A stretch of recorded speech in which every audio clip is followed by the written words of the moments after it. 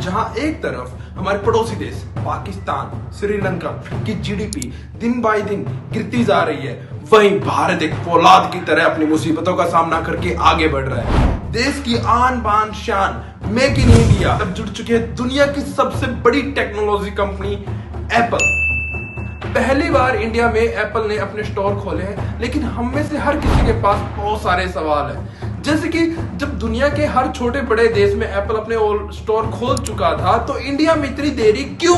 अब India Apple के लिए इंपॉर्टेंट क्यों बन गया है? ऐसा क्या खास है एप्पल स्टोर में जो कि बाकी रिटेल स्टोर्स में नहीं है? एप्पल आने के बाद चाइनीज कंपनियों के फोन जैसे ओप्पो, वीवो पर क्या असर पड़ने वाला है? तो आज बात की जाएगी इन सभी टॉपिक्स के बारे में बहुत ही बखूबी, बहुत ही डिटेल में। तो सब्सक्राइब करना ना भूले और हमारे साथ आगे बढ़े।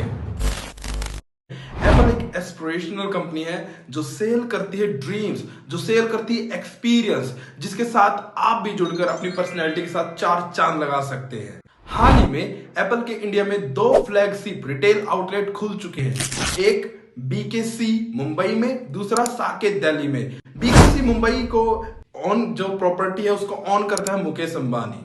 तो अब सवाल उठता है कि आज तक एप्पल के प्रोडक्ट्स किस तरीके से बिक रहे थे। 2 official dealer Amazon and future world अभी तक एप्पल के प्रोडक्ट्स को हम तक पहुंचा रहे थे। तो ऐसा क्या हुआ भारत में आज तक एप्पल का एक भी खुद का ऑफिशियल स्टोर नहीं खुला?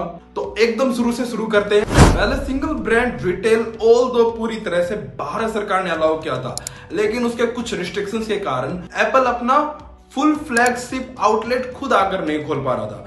इसे कहा जाता है एफडीआई, मतलब foreign direct investment in a single brand retail. और तो कई सारी ब्रांड्स आए और उन्होंने रेगुलेशंस को पूरा भी किया, बट एप्पल शायद उन रेगुलेशंस को पूरा नहीं कर पाया, जिस वजह से एप्पल अपने इंस्टीट्यूट्स को सेटअप नहीं कर पाया।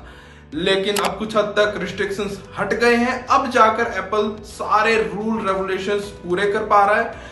तो इस वजह से एप्पल अपने स्टोर खोल चुका। अब बात करते हैं कि एप्पल स्टोर में ऐसा क्या खास है, क्यों लोग एप्पल के प्रोडक्ट्स के पीछे इतने दीवाने हैं। एप्पल स्टोर में आप पर किसी भी तरीके का कोई दबाव नहीं दिया जाता।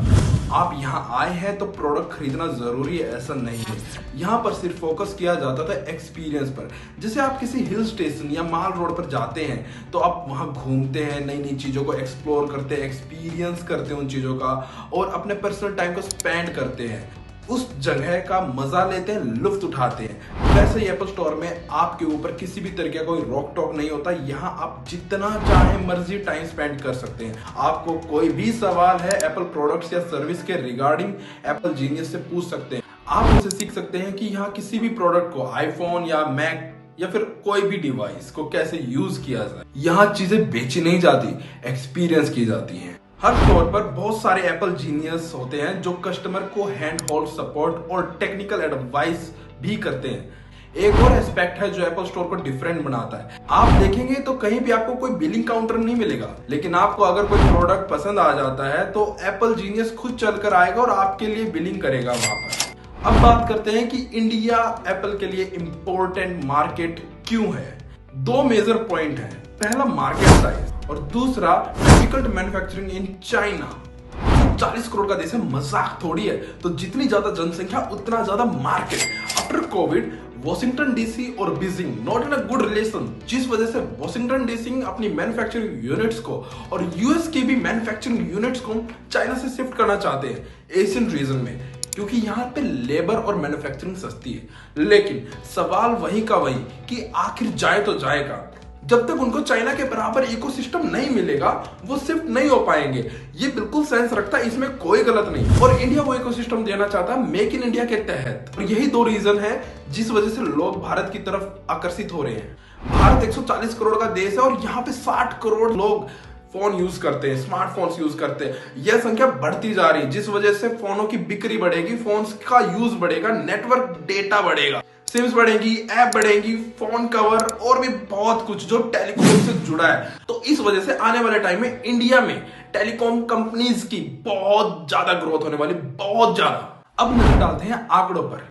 एप्पल के इंडिया में 5% से भी कम मार्केट शेयर है, जबकि चाइना में ये 18% है। कॉर्पोरेट फीलिंग्स इन इंडिया के तहत फाइनेंशियल ईयर 2022 में इंडिया में एप्पल के प्रोडक्ट्स $4 बिलियन सेल हुए थे और ब्लूमबर्ग रिपोर्ट के तहत अगले साल तक ये इंक्रीज हो गए $6 बिलियन हो जाएंगे, जो कि 50% ग्रोथ है। ये सही में बहुत बढ़िया ग्रोथ है, लेकिन इंडिया का मार्केट साइज देखते हुए ये कुछ भी नहीं है, क्योंकि एप्पल अभी तक इंडिया की मार्केट को पेनिट्रेट ही नहीं कर पाया है। तो ये तो थी एप्पल की कहानी भारत में एक नई शुरुआत के साथ। और इसी तरीके की कोई बिजनेस, फाइनेंस, इकोनॉमी से जुड़ी वीडियो देखने के लिए आप एक काम कीजिए, इस चैनल को सब्सक्राइब कर लीजिए, ताकि आपको आगे भी इसी तरीके का कंटेंट मिलता रहे।